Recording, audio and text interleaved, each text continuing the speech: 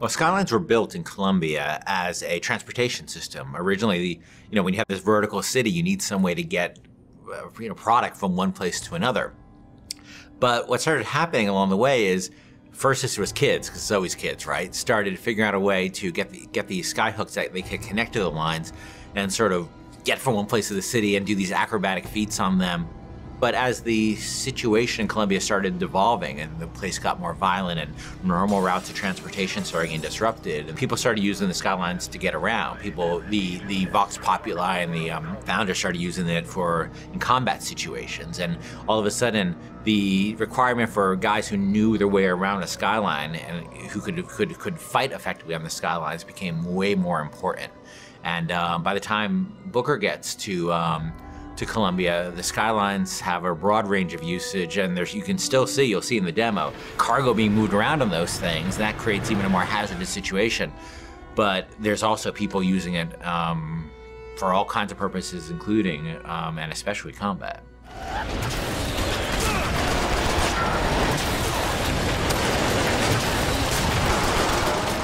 One of my big frustrations in working on BioShock 1 is we had the ocean, but it was really just a piece of art. We never really dealt with, what it was like to fight at the bottom of the ocean in any meaningful way. And in Infinite, we wanted you to be in the sky. We wanted the visuals, obviously, of that, which I think are really great.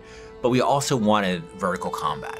And we played around with lots of ideas for like using flight and stuff like that for a while. But in the end of the day, to me, the experience of being on a plane versus the experience of being on a roller coaster is a very different experience. For me, it's always been about wooden roller coasters. I've never been as much a fan of the steel ones. And that sort of clackety-clack feeling of, that going up to the top of a hill and then going over, and that amazing feeling you have.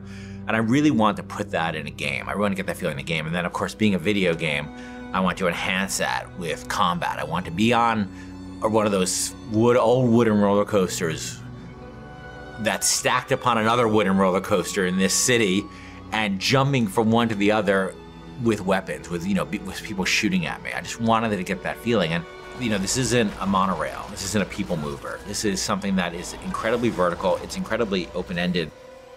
And that's what BioShock games are about. They're about giving the player a ton of tools and a ton of options and just letting them go to town.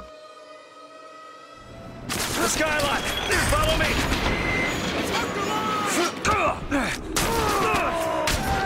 To tell you the truth, it took a long time to get it right, but I think we're really at the stage now where it feels just great. And it looks awesome and it feels awesome. And it's one of our biggest challenges on Infinite, and I think we're really getting there.